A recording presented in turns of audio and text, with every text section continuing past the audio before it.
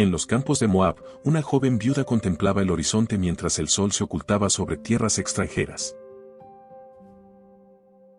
No tenía nada. Ni esposo, ni hijos, ni futuro. Las leyes de Israel prohibían a su pueblo entrar en la congregación del Señor hasta la 10ª generación. Era una moabita, descendiente de una nación nacida del incesto, enemiga histórica del pueblo elegido. Pero en su corazón ardía una decisión que desafiaría todas las probabilidades, todas las leyes humanas, y que cambiaría el curso de la historia para siempre. 1000 años antes de que el Mesías naciera en Belén, esa misma ciudad fue testigo de la llegada de 2 mujeres rotas por el dolor. Una regresaba amargada, vacía, despojada de todo. La otra llegaba como extranjera, rechazada, sin derechos, sin esperanza según los ojos del mundo. Nadie podía imaginar que de esa aparente tragedia, de esa unión imposible entre una israelita desilusionada y una moabita despreciada, Dios estaba tejiendo el linaje del rey más grande que Israel conocería. Nadie podía ver que cada paso de esa joven extranjera estaba siendo guiado por la mano invisible de la providencia divina. La historia de Ruth no es solo el relato de una mujer valiente. Es la revelación asombrosa de un Dios que rompe todas las barreras humanas para cumplir su plan redentor. Es la prueba viviente de que la gracia divina trasciende nacionalidades, pasados oscuros y circunstancias imposibles. Prepárate, porque lo que estás a punto de escuchar no es simplemente una historia antigua. Es el testimonio de cómo una decisión de fe inquebrantable puede convertir a una extranjera despreciada en parte del linaje eterno del Salvador del mundo. ¿Alguna vez te has preguntado cómo una decisión desesperada puede desencadenar una tragedia que, sin saberlo, forma parte de un plan divino perfecto? Hoy te llevaré a los días oscuros cuando Israel vivía sin rey, cuando cada hombre hacía lo que bien le parecía, y cuando el hambre golpeaba la tierra prometida como un juicio terrible. Prepárate, porque lo que estás a punto de escuchar es el inicio de una historia que parece comenzar con la muerte, pero que Dios usaría para traer vida eterna. En los días cuando gobernaban los jueces, aconteció que hubo hambre en la tierra de Israel. Las cosechas se marchitaban bajo un sol implacable, los campos que alguna vez fueron fértiles ahora eran polvo estéril, y el pueblo elegido de Dios sufría las consecuencias de su propia desobediencia. En medio de esta crisis devastadora, un hombre de Belén de Judá tomó una decisión que cambiaría su destino y el de toda su familia. Su nombre era Elimelec, que irónicamente significa mi Dios es rey, pero sus acciones estaban a punto de demostrar una falta de confianza en ese rey divino. Elimelec no estaba solo en su desesperación. Junto a él estaban Noemí, su esposa, y sus 2 hijos, Malón y Kelión, cuyos nombres proféticos significaban enfermedad y consumirse. La familia enfrentaba una elección imposible, quedarse en Belén y arriesgarse a morir de hambre, o abandonar la tierra prometida y buscar refugio en territorio enemigo. Elimelec miró los rostros hambrientos de sus hijos, escuchó el llanto silencioso de su esposa, y tomó la decisión más lógica desde la perspectiva humana pero más peligrosa desde la perspectiva espiritual. Decidió llevar a su familia a Moab, la tierra de los enemigos históricos de Israel, descendientes de la unión incestuosa entre Lot y su hija mayor. El viaje hacia Moab no fue solo un desplazamiento geográfico. Era un alejamiento espiritual, un abandono de la tierra que Dios había prometido a Abraham, Isaac y Jacob. Cada paso que daban hacia el este los alejaba más de la presencia manifiesta de Jehová, cada milla los acercaba más a un pueblo que adoraba a dioses falsos y practicaba abominaciones. Sin embargo, Elimelec justificaba su decisión, era temporal, solo hasta que pasara el hambre, solo hasta que las cosas mejoraran en Israel. Pero como tantas decisiones temporales motivadas por el miedo en lugar de la fe, esta se convertiría en permanente de la manera más trágica posible. La familia se estableció en los campos de Moab. Al principio, todo parecía funcionar. Había comida, había oportunidades, había una vida aparentemente mejor que la que habían dejado atrás en la tierra prometida hambrienta. Pero entonces ocurrió lo impensable. Elimelec, el padre, el proveedor, el que había tomado la decisión de huir, murió en tierra extranjera. Noemí se encontró de repente viuda en un país hostil, rodeada de costumbres paganas, sin su compañero, sin su protector. El hombre cuyo nombre proclamaba que Dios era su rey había muerto lejos del reino de Dios y dejaba a su familia más vulnerable que nunca. Los dos hijos, Malón y Kelión, ahora debían sostener a su madre y forjar su propio camino en esta tierra extraña. Y fue entonces cuando tomaron una decisión aún más radical que la de su padre. Se casaron con mujeres moabitas, algo que la ley de Moisés desaconsejaba enfáticamente. Malón tomó por esposa a Ruth y Kelión a Orfa. Estos matrimonios representaban no solo una unión entre personas, sino una mezcla peligrosa entre el pueblo de Dios y una nación enemiga.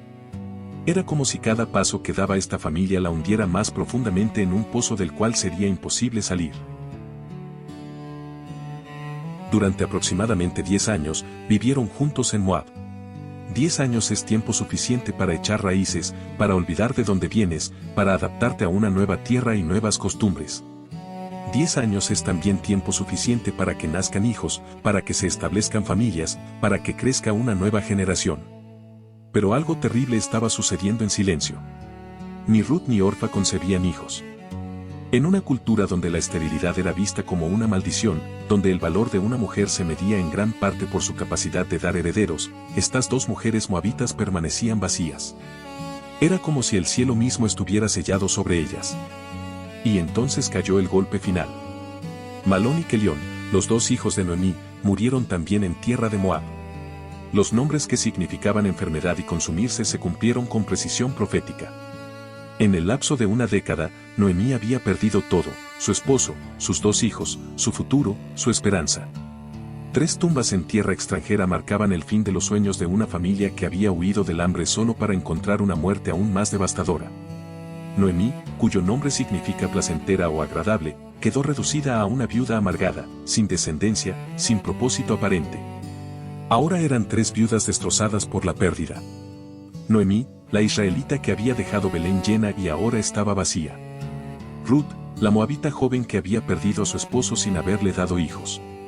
Y Orfa, también moabita, también viuda, también sin esperanza de futuro. 3 mujeres en una sociedad donde las viudas sin hijos eran las más vulnerables, las más despreciadas, las más olvidadas. No tenían tierras propias, no tenían hombres que las protegieran, no tenían herederos que cuidaran de ellas en su vejez. Estaban al borde del abismo de la desesperación total. Pero fue en este momento de oscuridad absoluta cuando Noemí escuchó noticias que encenderían una chispa de esperanza en su corazón marchito. Llegaron rumores desde Belén de que Jehová había visitado a su pueblo dándoles pan. El hambre había terminado. Dios había restaurado la tierra. Los campos volvían a producir, las cosechas eran abundantes, la vida había regresado a la tierra prometida. Esta noticia penetró el corazón de Noemí como una espada de 2 filos, alegría por su pueblo, pero dolor insoportable al darse cuenta de que si Elimelec hubiera esperado, si hubieran confiado en Dios, si no hubieran huido, quizás su familia estaría viva y completa en Belén. Noemí tomó entonces la decisión más importante de su vida. Regresaría a Belén. No tenía nada que perder porque ya lo había perdido todo. Regresaría a la tierra de sus padres, a la tierra de la promesa, aunque volviera vacía, amargada y rota. Al menos moriría en tierra santa, entre su pueblo, bajo el amparo del Dios de Israel. Se levantó junto con sus 2 nueras del lugar donde había estado, y emprendió el camino de regreso desde los campos de Moab hacia la tierra de Judá. 3 siluetas de mujeres caminando por el polvoriento camino, cargando solo sus recuerdos y su dolor. El viaje de regreso debió ser agridulce para Noemí. Cada paso la acercaba a casa, pero cada paso también le recordaba todo lo que había perdido en este exilio autoimpuesto. Había salido de Belén con un esposo y 2 hijos llenos de vida. Regresaba sola, o al menos así se sentía, acompañada solo por 2 extranjeras que pronto la dejarían. No sabía que Dios estaba orquestando algo asombroso. No podía ver que de la tragedia más profunda, el Todopoderoso estaba a punto de tejer una historia de redención que resonaría por toda la eternidad. Mientras caminaban por ese sendero polvoriento, Noemí no tenía idea de que una de esas jóvenes moabitas que caminaba a su lado no era simplemente una nuera afligida. Era una pieza fundamental en el plan redentor de Dios para Israel y para toda la humanidad. No sabía que los pasos de Ruth en ese camino la llevarían a convertirse en la bisabuela del rey David y parte del linaje del Mesías prometido. La tragedia estaba a punto de transformarse en triunfo, pero primero, tendrían que enfrentar una decisión que dividiría sus caminos para siempre. Si esta historia te está ayudando a comprender la Biblia con mayor profundidad, te invito a suscribirte a la Biblia-Historias Épicas. Aquí compartimos relatos bíblicos completos, narrados con calma, pensados para escuchar, reflexionar y encontrar propósito. Suscríbete y acompáñanos en cada nueva historia. Las tres mujeres caminaban en silencio por el camino polvoriento que conducía desde Moab hacia Judá. El sol golpeaba sus rostros cansados mientras el viento arrastraba el polvo de tierras extranjeras. Noemí iba sumida en sus pensamientos amargos, recordando cada pérdida, cada dolor, cada decisión que las había llevado hasta este momento de desolación absoluta. Ruth y Orfa la seguían unos pasos atrás, dos jóvenes viudas moabitas que habían conocido el amor israelita pero ahora enfrentaban un futuro incierto en una tierra que las consideraría extranjeras y enemigas. De repente, Noemí se detuvo en seco. El peso de la realidad cayó sobre ella como una avalancha implacable. ¿Qué estaba haciendo? ¿Por qué permitía que estas dos jóvenes la siguieran hacia una vida de rechazo y miseria? En Moab, entre su propio pueblo, al menos tenían una oportunidad de rehacer sus vidas, de encontrar nuevos esposos, de tener hijos, de construir un futuro. Pero si la seguían a Israel, serían despreciadas, marginadas, condenadas a vivir como extranjeras en una sociedad que veía a los moabitas como descendientes malditos de una relación incestuosa. Noemí giró hacia ellas con lágrimas en los ojos y tomó la decisión más dolorosa de su vida. Según el libro de Ruth capítulo 1 versículos 8 al 9, Noemí les dijo: «Andad, volveos cada una a la casa de su madre. Jehová haga con vosotras misericordia, como la habéis hecho con los muertos y conmigo. Os conceda Jehová que halléis descanso, cada una en casa de su marido». Estas palabras salieron de un corazón roto pero lleno de amor genuino. Noemí estaba liberando a sus nueras de una obligación que las destruiría. Las besó, y las tres lloraron juntas en medio del camino, abrazándose como si fuera la última vez. El llanto resonaba en el silencio del desierto, tres corazones unidos por el dolor pero divididos por las circunstancias. Pero Ruth y Orfa respondieron al unísono: «Ciertamente nosotras volveremos contigo a tu pueblo». La determinación en sus voces era genuina, el amor que sentían por su suegra era real y profundo. Sin embargo, Noemí conocía la dureza de la realidad que les esperaba. No era momento para sentimentalismos vacíos sino para verdades crudas. Ella insistió con una lógica devastadora que reveló la profundidad de su desesperación. Les preguntó si acaso ella tenía más hijos en su vientre para que ellas esperaran casarse con ellos según la ley del levirato. Les dijo que ya era demasiado vieja para tener marido, y que aunque esa misma noche tuviera esposo y diera a luz hijos, ¿esperarían ellas hasta que crecieran? La cruda realidad de las palabras de Noemí cortaba como cuchillos afilados. Ella continuó diciendo en el versículo 13: «¿Os quedaríais sin casar por amor a ellos? No, hijas mías, que mayor amargura tengo yo que vosotras, pues la mano de Jehová ha salido contra mí». Estas palabras revelaban el estado espiritual de Noemí. Ella se veía a sí misma como alguien bajo el juicio divino, como si Dios mismo hubiera extendido su mano para castigarla.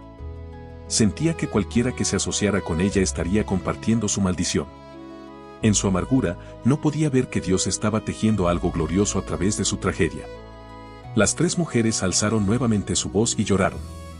El llanto se mezclaba con el viento del desierto mientras el sol comenzaba a descender en el horizonte. Era un momento de decisión final, un punto de quiebre donde cada una debía elegir su propio camino. Y fue entonces cuando Orfa tomó su decisión. Besó a su suegra con ternura, con lágrimas corriendo por sus mejillas, y se volvió hacia Moab. No fue una decisión cobarde ni egoísta. Era la decisión lógica, sensata, la que cualquier persona razonable tomaría. Orfa regresaba a su madre, a su pueblo, a sus dioses, a la posibilidad de un futuro. Nadie podría culparla por ello. Pero Ruth se quedó. Mientras la figura de Orfa se alejaba por el camino de regreso a Moab, Ruth permaneció junto a Noemí como una estatua inamovible. Noemí, viendo que Orfa había tomado la decisión correcta según la lógica humana, le dijo a Ruth en el versículo 15: «He aquí tu cuñada se ha vuelto a su pueblo y a sus dioses. Vuélvete tú tras ella». Era un último intento de liberar a esta joven moabita de un destino de sufrimiento. Era darle permiso para escapar mientras aún había tiempo. Pero lo que Ruth respondió en ese momento se convertiría en una de las declaraciones de lealtad y fe más hermosas jamás pronunciadas en toda la historia humana. Ruth miró directamente a los ojos de Noemí, y con una voz firme que contrastaba con su juventud y su situación desesperada, pronunció las palabras registradas en Ruth capítulo 1 versículos 16 al 17. No me ruegues que te deje, y me aparte de ti, porque a donde quiera que tú fueres, iré yo, y donde quiera que vivieres, viviré. Tu pueblo será mi pueblo, y tu Dios mi Dios. Donde tú murieres, moriré yo, y allí seré sepultada. Así me haga Jehová, y aún me añada, que solo la muerte hará separación entre nosotras dos. Cada palabra caía como un martillo forjando un pacto inquebrantable.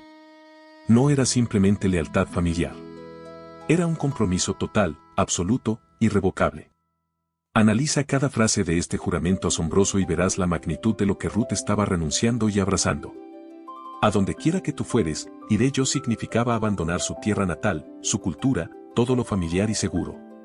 Tu pueblo será mi pueblo implicaba aceptar ser extranjera permanente, vivir bajo el rechazo y el estigma de ser moabita en Israel. Tu Dios mi Dios era la declaración más radical de todas, estaba renunciando a Quemos, el Dios de Moab, y abrazando a Jehová, el Dios de Israel, un Dios que ni siquiera conocía personalmente. Estaba eligiendo al Dios de una mujer amargada que creía estar bajo juicio divino. Donde tú murieres, moriré yo, y allí seré sepultada era el sello final de este pacto. Ruth no estaba comprometiéndose por un tiempo, sino para toda la eternidad. Incluso en la muerte, permanecerían unidas. Y luego invocó el nombre de Jehová como testigo de su voto, así me haga Jehová, y aún me añada. Una moabita que apenas conocía a este Dios estaba jurando por su nombre, invitándolo a castigarla si rompía su palabra. Era un acto de fe tan puro, tan radical, tan contracultural que dejó a Noemí sin palabras. El versículo 18 registra, y viendo Noemí que estaba tan resuelta a ir con ella, no dijo más. El silencio de Noemí era más elocuente que 1000 palabras. Estaba atónita ante la determinación inquebrantable de esta joven moabita. No había nada más que decir. Ruth había hablado, y sus palabras habían sellado su destino. Juntas continuaron el camino hacia Belén, dos viudas unidas por un lazo más fuerte que la sangre, más poderoso que las circunstancias, más profundo que la lógica humana. Mientras caminaban por ese sendero polvoriento, ninguna de las dos podía imaginar lo que Dios estaba orquestando. Noemí no sabía que el Todopoderoso no había extendido su mano contra ella en juicio sino en preparación para una bendición asombrosa. Ruth no sabía que su decisión de abandonarlo todo por amor y lealtad la colocaría en el centro del plan redentor de Dios para Israel y para toda la humanidad. Cada paso que daban las acercaba más a un destino glorioso que transformaría una historia de tragedia en un testimonio eterno de gracia divina. La decisión de Ruth desafía toda comprensión humana. Desde la perspectiva terrenal, era una locura total. ¿Por qué una joven viuda moabita abandonaría toda esperanza de futuro para seguir a una suegra amargada hacia un pueblo que la despreciaría? ¿Qué la motivó a renunciar a sus dioses familiares por un Dios que aparentemente había traído solo muerte y tragedia a la familia de Noemí? La única explicación posible es que el Espíritu de Jehová ya estaba obrando en el corazón de Ruth, preparándola para ser parte de algo mucho más grande que ella misma. Este juramento de Ruth nos revela una verdad poderosa: la fe genuina no se basa en circunstancias favorables sino en un compromiso inquebrantable con lo correcto. Ruth no eligió a Dios porque su vida fuera maravillosa, sino en medio de la pérdida total. No siguió a Noemí porque prometiera prosperidad, sino porque el amor y la lealtad eran más importantes que la comodidad. Esta es la clase de fe que mueve el corazón de Dios, la clase de devoción que Él honra de maneras que superan nuestra imaginación más audaz. Si esta historia te está ayudando a comprender la Biblia con mayor profundidad, te invito a suscribirte a la Biblia-Historias Épicas. Aquí compartimos relatos bíblicos completos, narrados con calma, pensados para escuchar, reflexionar y encontrar propósito. Suscríbete y acompáñanos en cada nueva historia. El polvo del camino cubría sus pies cansados cuando finalmente las dos mujeres llegaron a Belén. Era el principio de la siega de la cebada, cuando los campos se llenaban de trabajadores y las eras comenzaban a llenarse de grano dorado. La ironía era cruel y perfecta: Noemí había huido de Belén años atrás por hambre, y ahora regresaba justo cuando la abundancia había vuelto a la tierra. Según Ruth capítulo 1 versículo 19, Toda la ciudad se conmovió por causa de ellas, y las mujeres decían, ¿no es esta Noemí? El murmullo recorría las calles empedradas de Belén como un fuego que no podía contenerse. Pero Noemí no quería que la llamaran por ese nombre que significaba agradable o placentera. Su respuesta en el versículo 20 fue desgarradora: no me llaméis Noemí, sino llamadme Mara, porque en gran amargura me ha puesto el Todopoderoso. El nombre Mara significa amarga, y revelaba el estado de su alma destrozada. Continuó diciendo, yo me fui llena, pero Jehová me ha vuelto con las manos vacías. ¿Por qué me llamaréis Noemí, ya que Jehová ha dado testimonio contra mí, y el Todopoderoso me ha afligido? Cada palabra goteaba dolor, cada frase era un lamento que resonaba en los corazones de quienes la escuchaban. La ciudad entera observaba con una mezcla de compasión y curiosidad. Noemí había regresado, sí, pero no sola. Junto a ella estaba esta joven extranjera, esta moabita de ojos determinados y rostro sereno a pesar de las circunstancias. Los susurros comenzaron inmediatamente. ¿Quién era esta mujer? ¿Por qué una moabita acompañaba a Noemí? ¿No sabía ella que los moabitas eran enemigos de Israel, descendientes de una línea maldita? Las miradas de desconfianza y desprecio caían sobre Ruth como piedras invisibles, pero ella caminaba con la cabeza en alto, sin avergonzarse de su decisión de seguir a su suegra y al Dios de Israel. La realidad golpeó a ambas mujeres con fuerza brutal: no tenían nada. No tenían tierra, no tenían grano almacenado, no tenían animales, no tenían hombres que las sostuvieran.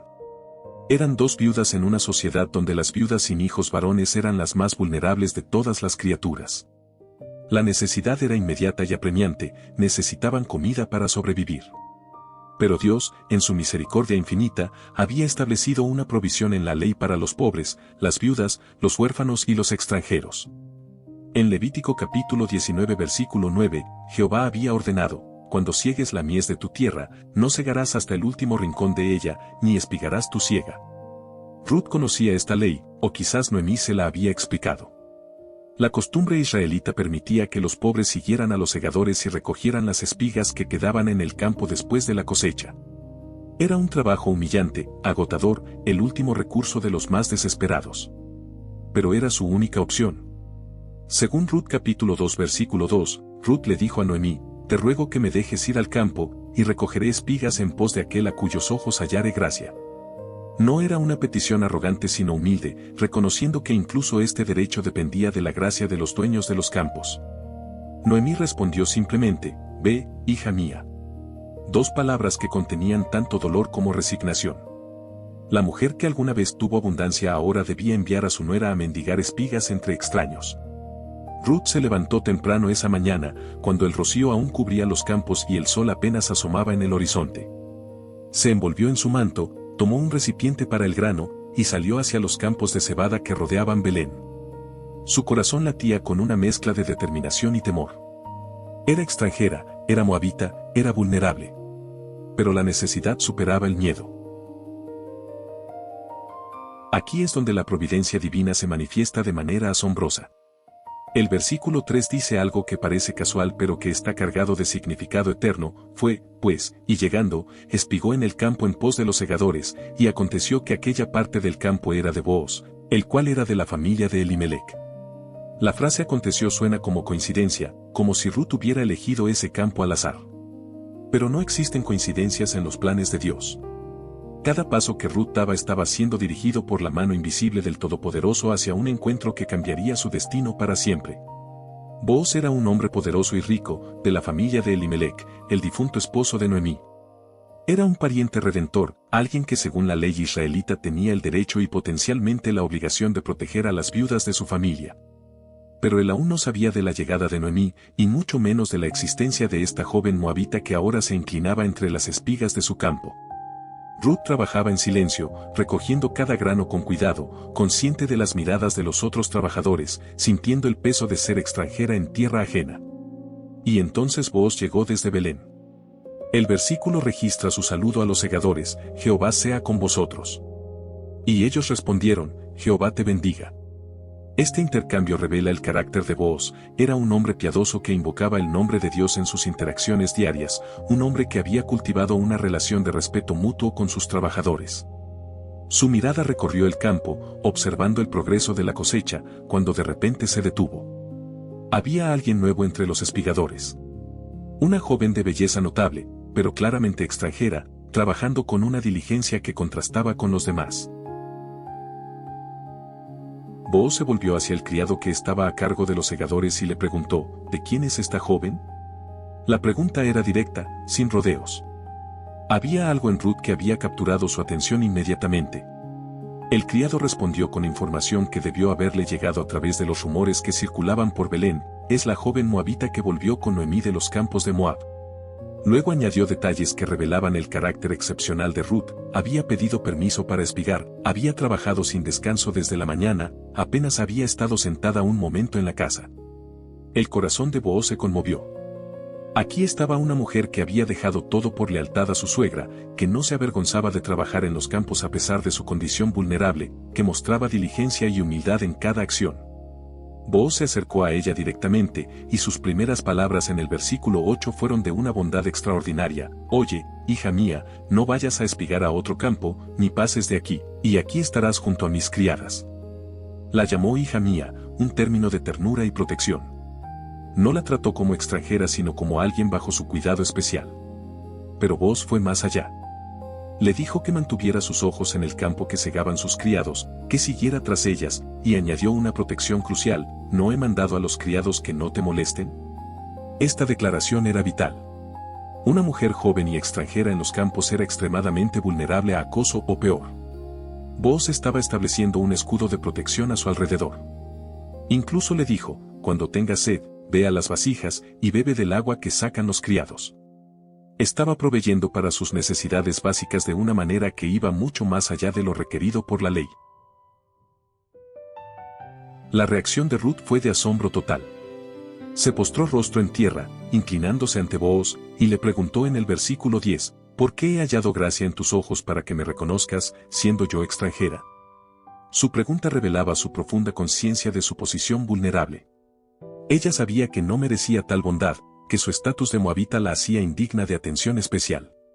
Pero la respuesta de Booz la dejaría sin aliento y revelaría que su fama había llegado antes que ella a los oídos de este hombre noble. Booz le respondió, he sabido todo lo que has hecho con tu suegra después de la muerte de tu marido, y que dejando a tu padre y a tu madre y la tierra donde naciste, has venido a un pueblo que no conociste antes. Cada palabra de Booz confirmaba que la historia de Ruth había recorrido Belén como un testimonio poderoso. Este hombre poderoso conocía su sacrificio, su lealtad, su fe radical. Y luego pronunció una bendición profética en el versículo 12, Jehová recompense tu obra, y tu remuneración sea cumplida de parte de Jehová Dios de Israel, bajo cuyas alas has venido a refugiarte. Esta bendición era más que palabras corteses. Booz estaba reconociendo públicamente que Ruth había hecho algo extraordinario al venir a refugiarse bajo las alas del Dios de Israel. La imagen de las alas divinas evocaba protección, cuidado, refugio seguro. Booz no sabía que él mismo se convertiría en el instrumento a través del cual Jehová cumpliría esa remuneración. No podía imaginar que sus propias manos serían las que Dios usaría para recompensar la fe de esta joven moabita. La providencia divina estaba tejiendo una historia de redención que superaría las expectativas más audaces. Si esta historia te está ayudando a comprender la Biblia con mayor profundidad, te invito a suscribirte a la Biblia-Historias Épicas. Aquí compartimos relatos bíblicos completos, narrados con calma, pensados para escuchar, reflexionar y encontrar propósito. Suscríbete y acompáñanos en cada nueva historia. Ruth regresó a casa esa tarde cargando casi un efa de cebada, aproximadamente 22 litros de grano. Era una cantidad asombrosa para alguien que solo había espigado, una bendición que revelaba la generosidad extraordinaria de Booz. Cuando Noemí vio la abundancia de grano, sus ojos se abrieron con asombro. Según Ruth capítulo 2 versículo 19, le preguntó, ¿dónde has espigado hoy? ¿Y dónde has trabajado? Bendito sea el que te ha reconocido. Había esperanza nueva en su voz, una chispa de vida que había estado ausente desde que llegaron a Belén. Ruth le contó todo a su suegra, el campo donde había trabajado, el hombre que le había mostrado bondad extraordinaria, las instrucciones que le había dado de permanecer con sus criadas hasta que terminara toda la siega. Y cuando mencionó el nombre de Booz, algo cambió en el rostro de Noemí. La amargura que había endurecido sus rasgos comenzó a suavizarse, reemplazada por algo que parecía esperanza mezclada con asombro. Bendito sea de Jehová, exclamó en el versículo 20, pues que no ha rehusado a los vivos ni a los muertos su misericordia.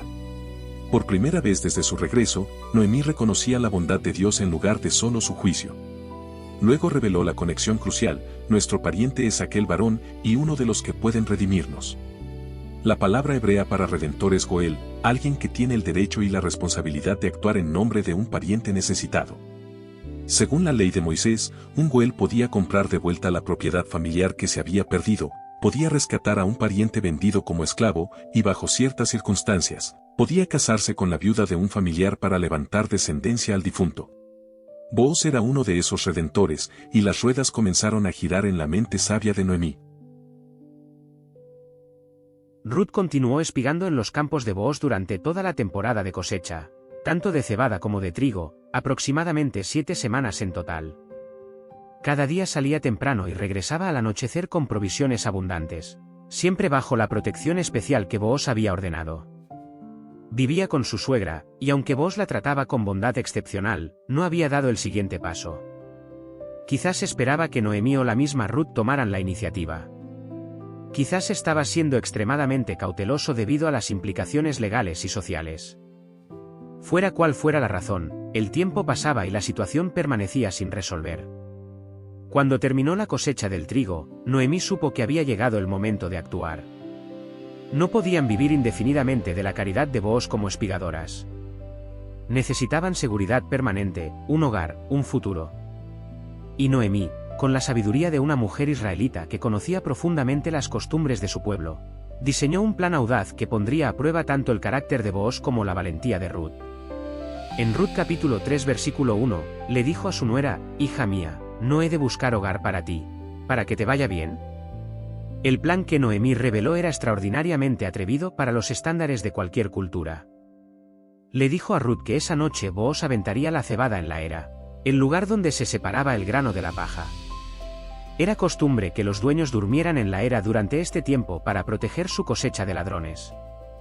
Noemí instruyó a Ruth con precisión detallada: «Te lavarás, pues, y te ungirás, y vistiéndote tus vestidos, irás a la era, mas no te darás a conocer al varón hasta que él haya acabado de comer y de beber». Cada instrucción era crucial para el éxito del plan. Luego vino la parte más delicada: «Y cuando él se acueste, notarás el lugar donde se acuesta, e irás y descubrirás sus pies, y te acostarás allí, y él te dirá lo que hayas de hacer». Para oídos modernos, esto puede sonar escandaloso o inapropiado. Pero en el contexto cultural de Israel antiguo, descubrir los pies de alguien y acostarse allí era un acto simbólico de humildad y una petición de protección. Ruth estaría colocándose literalmente bajo la autoridad y el cuidado de Booz, pidiéndole que extendiera su manto sobre ella como redentor, según la costumbre establecida en la ley. La respuesta de Ruth en el versículo 5 revela su carácter extraordinario: «Haré todo lo que tú me mandes». No cuestionó, no argumentó, no expresó temor, aunque ciertamente debía sentirlo. Confiaba completamente en la sabiduría de Noemí y en la bondad que había visto en Booz. Esa noche se preparó cuidadosamente, bañándose y ungiéndose con aceite perfumado, vistiéndose con sus mejores ropas. No para seducir, sino para presentarse con dignidad y respeto. Cuando la oscuridad cubrió Belén, descendió silenciosamente hacia la era donde Booz trabajaba. Booz había comido y bebido, y su corazón estaba contento después de un día exitoso de aventar el grano. Según el versículo 7, fue a acostarse a un lado del montón de grano, posicionándose estratégicamente para vigilar su cosecha durante la noche. Ruth esperó en las sombras, su corazón latiendo con fuerza, observando hasta que el sueño se apoderó de Booz. Entonces, con pasos silenciosos, se acercó, descubrió cuidadosamente la parte de sus pies, y se acostó allí. El aire fresco de la noche soplaba sobre la era mientras Ruth esperaba, temblando no solo por el frío sino por la enormidad de lo que estaba haciendo. A medianoche, Booz se estremeció. El frío en sus pies lo había despertado. Se volvió y palpó en la oscuridad, descubriendo con asombro que había alguien acostado a sus pies. «¿Quién eres?», preguntó con voz alerta pero no amenazante. La respuesta de Ruth en el versículo 9 fue directa y llena de significado: «Yo soy Ruth tu sierva, extiende el borde de tu capa sobre tu sierva, por cuanto eres pariente cercano». Estaba invocando el derecho del goel, pidiéndole formalmente que actuara como su redentor. La frase extiende tu capa era una propuesta de matrimonio bajo la ley del levirato. La reacción de Booz fue extraordinaria. Lejos de sentirse ofendido o atrapado, respondió con admiración y gozo: bendita seas tú de Jehová, hija mía, has hecho mayor misericordia al final que al principio, no yendo en busca de los jóvenes, sean pobres o ricos. Booz reconocía que Ruth podría haber buscado a hombres más jóvenes, más atractivos según los estándares humanos. Pero ella estaba honrando la ley de Dios y mostrando lealtad a la familia de su difunto esposo al buscar redención a través del pariente apropiado. Esto revelaba un carácter noble que iba más allá de la mera supervivencia. Booz continuó: ahora pues, no temas, hija mía, yo haré contigo lo que tú digas, pues toda la gente de mi pueblo sabe que eres mujer virtuosa. Esta declaración era crucial. A pesar de ser moabita, a pesar de ser extranjera, Ruth se había ganado el respeto de todo Belén. Su carácter, su lealtad, su diligencia y su pureza eran conocidos por todos. Booz no veía a una extranjera desesperada sino una mujer virtuosa digna de honor. Estaba dispuesto a hacer todo lo que ella pedía, pero había un obstáculo legal que debía resolverse primero. En el versículo 12, Booz reveló la complicación: y ahora, aunque es cierto que yo soy pariente cercano, con todo eso hay pariente más cercano que yo.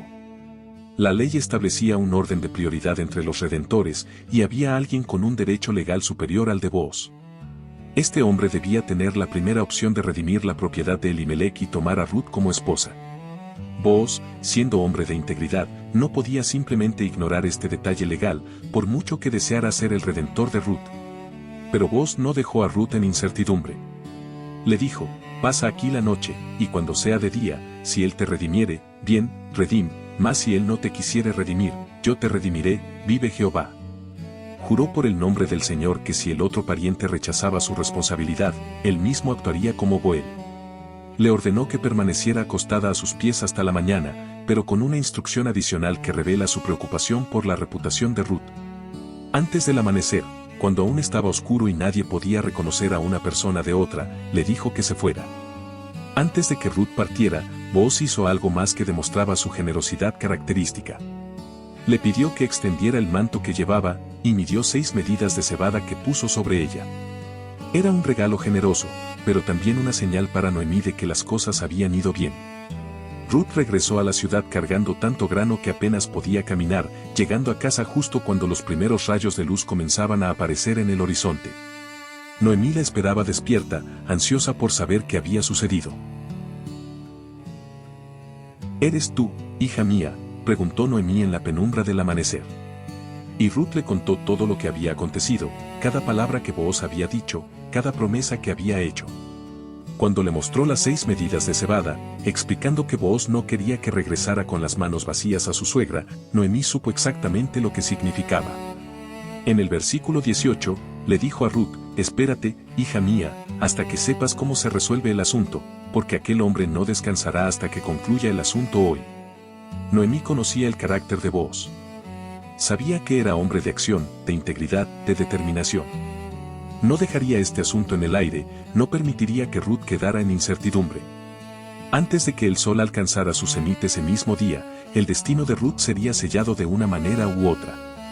La providencia divina había orquestado cada detalle hasta este punto, y ahora el plan redentor de Dios estaba a punto de manifestarse con poder glorioso.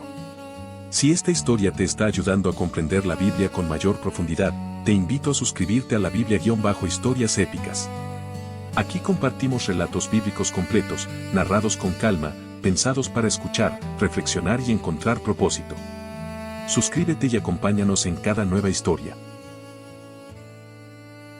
Cuando los primeros rayos del sol iluminaron las calles empedradas de Belén, Booz ya estaba en movimiento. No había dormido después de que Ruth partió de la era. Su mente trabajaba febrilmente, planificando cada detalle de lo que debía hacer ese día. La ley de Israel era clara y precisa en cuanto a la redención, y Booz era un hombre que respetaba profundamente cada letra de la ley divina. Sabía que debía actuar con rapidez pero también con total integridad, asegurándose de que todo se hiciera según el orden establecido por Moisés. El futuro de Ruth, el legado de Elimelec, y el plan de Dios dependían de cómo se desarrollaran los eventos de este día crucial. Booz se dirigió directamente a la puerta de la ciudad, el lugar donde se administraba justicia en Israel.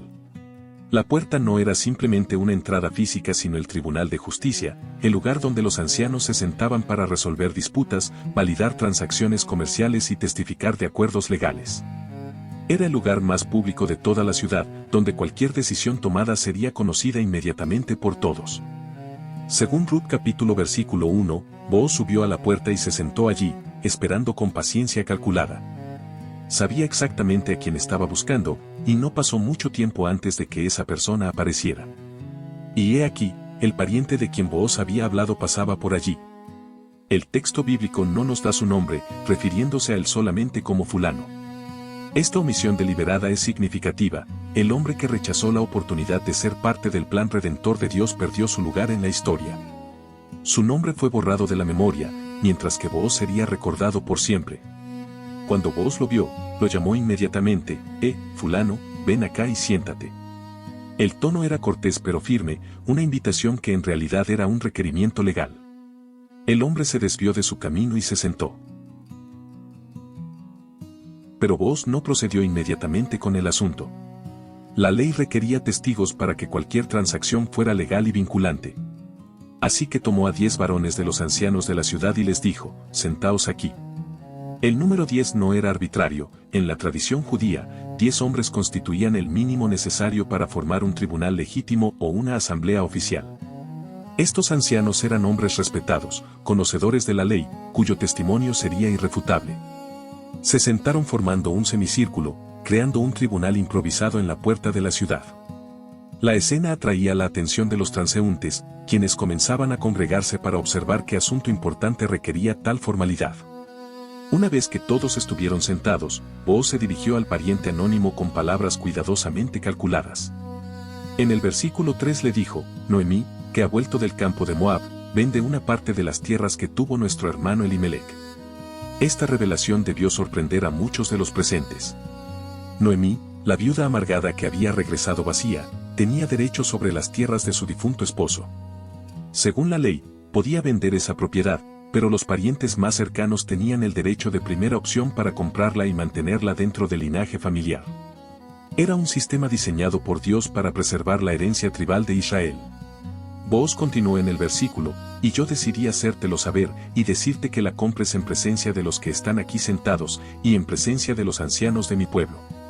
Si tú quieres redimir, redime, y si no quieres redimir, decláramelo para que yo lo sepa, porque no hay otro que redima sino tú, y yo después de ti. La oferta parecía directa y simple. Era una oportunidad de adquirir tierra valiosa, de incrementar las posesiones familiares, de cumplir con la responsabilidad de pariente redentor. El terreno de Elimelec probablemente era fértil y bien ubicado, una inversión sólida desde cualquier perspectiva económica. La respuesta del pariente fue inmediata y entusiasta, yo redimiré. En ese momento, todo parecía perdido para Booz y para Ruth. El otro hombre había aceptado su responsabilidad, había ejercido su derecho superior. Técnicamente, el asunto estaba resuelto.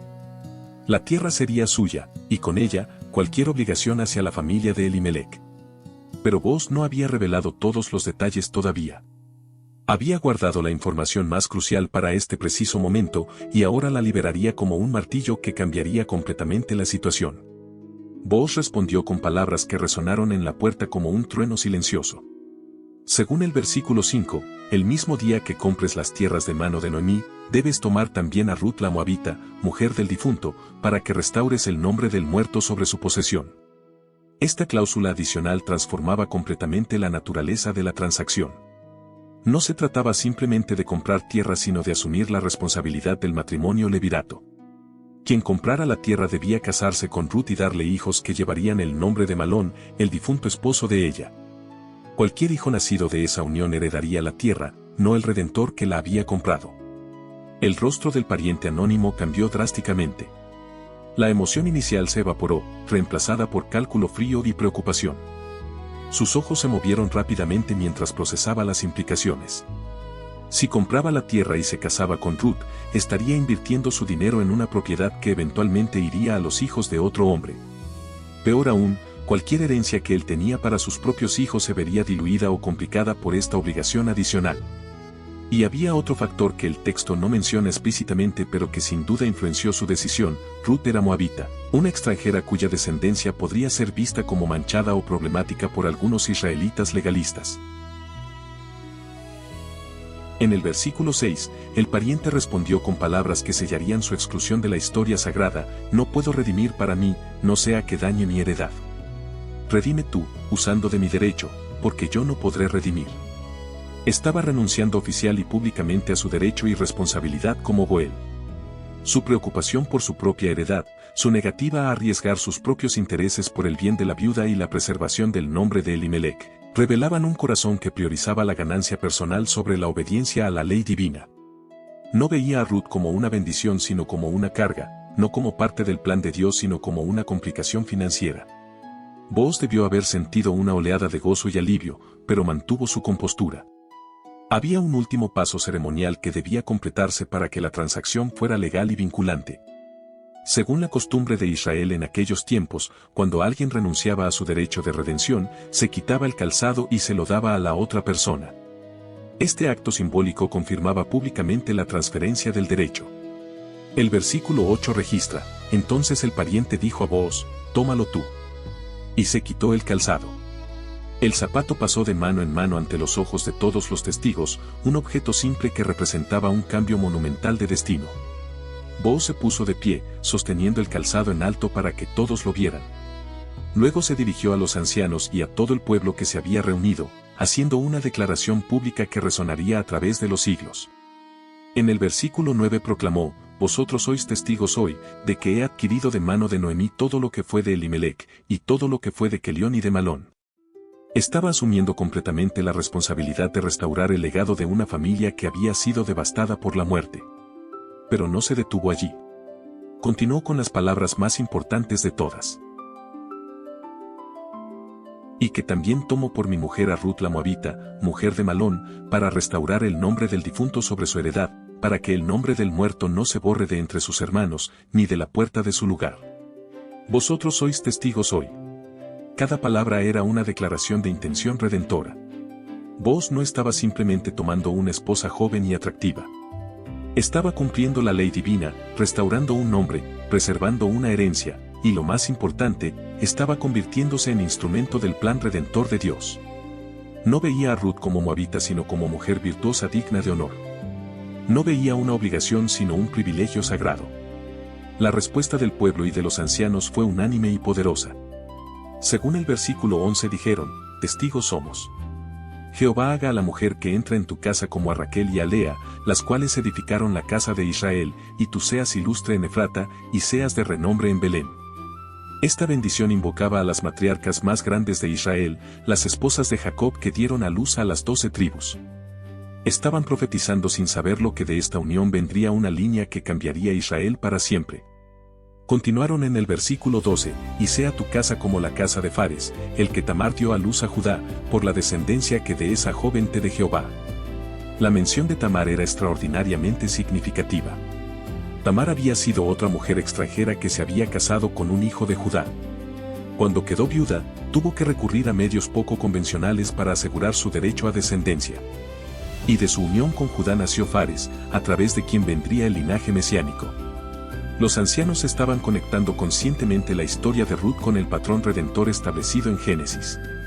Reconocían que Dios tiene una manera de usar a personas inesperadas, incluyendo mujeres extranjeras, para cumplir sus propósitos eternos. La escena en la puerta había concluido. Lo que había comenzado como una transacción legal se había convertido en un momento de celebración comunitaria. Booz había actuado con integridad perfecta, siguiendo cada detalle de la ley mientras simultáneamente seguía el llamado de su corazón. El pariente anónimo había rechazado su oportunidad y perdió su nombre en la historia. Los ancianos y el pueblo habían testificado y bendecido. Y Ruth, la joven moabita que había llegado a Belén como extranjera despreciada, estaba a punto de convertirse en la esposa de uno de los hombres más nobles de Israel. La ley de Dios había revelado su misericordia de la manera más hermosa. Lo que parecía ser simplemente un sistema legal frío se había convertido en el canal a través del cual fluyó la gracia redentora. Booz se convertiría en el Goel de Ruth, el redentor que la rescataría de la viudez y la desesperación. Pero más allá de esto, era una imagen profética del Redentor final que vendría de su linaje, aquel que redimiría no solo a una viuda moabita sino a toda la humanidad caída. Si esta historia te está ayudando a comprender la Biblia con mayor profundidad, te invito a suscribirte a la Biblia-Historias Épicas. Aquí compartimos relatos bíblicos completos, narrados con calma, pensados para escuchar, reflexionar y encontrar propósito. Suscríbete y acompáñanos en cada nueva historia. El sol brillaba con intensidad especial sobre Belén cuando Booz tomó a Ruth por esposa. No fue una ceremonia secreta ni avergonzada, sino una celebración pública que toda la ciudad presenció. La mujer moabita que había llegado como extranjera despreciada ahora entraba en la casa de uno de los hombres más prominentes de Israel. Las mismas mujeres que habían murmurado sobre ella cuando llegó junto a Noemí ahora la veían con asombro y respeto. Según Ruth capítulo versículo 13, Booz tomó a Ruth y ella fue su mujer, y cuando se llegó a ella, Jehová le dio que concibiese y diese a luz un hijo. La bendición divina se manifestó inmediatamente, rompiendo la maldición de esterilidad que había marcado sus años con Malón. El embarazo de Ruth fue motivo de celebración en toda Belén. Cada día que pasaba, su vientre crecía como testimonio visible de la bendición de Dios. Noemí, quien había regresado vacía y amargada, ahora contemplaba con lágrimas de gozo cómo la vida brotaba nuevamente en su familia. La mujer que había pedido que la llamaran Mara estaba siendo restaurada, su corazón siendo sanado por la fidelidad de esta nuera moabita que había renunciado a todo por amor. Los meses pasaron con una mezcla de anticipación y reverencia, mientras el pueblo entero esperaba ver el fruto de esta unión tan poco convencional pero tan claramente bendecida por el cielo. Y cuando llegó el tiempo del parto, Ruth dio a luz un hijo varón. El llanto del bebé resonó en la casa de Booz como música celestial, como la canción de redención que Dios había estado componiendo desde que Elimelec y su familia salieron de Belén años atrás. Este niño no era simplemente otro bebé israelita. Era la respuesta de Dios a la fe radical de Ruth, la recompensa por su lealtad inquebrantable, la manifestación tangible de que Jehová honra a quienes se refugian bajo sus alas. Cada miembro de la familia sostuvo al niño con reverencia, sabiendo que había algo extraordinariamente especial en este pequeño ser que había nacido de una unión entre un israelita prominente y una extranjera moabita. Las mujeres de Belén, testigos de toda esta historia asombrosa, se congregaron alrededor de Noemí con palabras de bendición y celebración. En el versículo 14 dijeron: Loado sea Jehová, que hizo que no te faltase hoy pariente, cuyo nombre será celebrado en Israel. Reconocían que este niño era el Goel de Noemí, el Redentor que aseguraba que su linaje no se extinguiera. Pero sus palabras proféticas fueron más allá: el cual será restaurador de tu alma, y sustentará tu vejez. Estaban profetizando que este niño traería vida nueva a Noemí, que cuidaría de ella en sus años finales, que sería la fuente de gozo que reemplazaría toda su amargura anterior. Pero lo más extraordinario de su bendición estaba en las palabras que siguieron: pues tu nuera, que te ama, lo ha dado a luz, y ella es de más valor para ti que 7 hijos. En una cultura donde los hijos varones eran la medida suprema de bendición, declarar que Ruth valía más que 7 hijos era el elogio más alto imaginable. El número 7 representaba perfección y plenitud en la mentalidad hebrea. Estas mujeres estaban reconociendo públicamente que Ruth, la moabita extranjera, había demostrado ser más valiosa que la mayor bendición que una mujer israelita podía tener. Su lealtad, su fe, su carácter virtuoso superaban cualquier medida tradicional de valor. Noemí tomó al niño y lo puso en su regazo, convirtiéndose en su nodriza. El versículo 16 registra este momento tierno donde la abuela que había perdido todo ahora sostenía en sus brazos la restauración de su esperanza.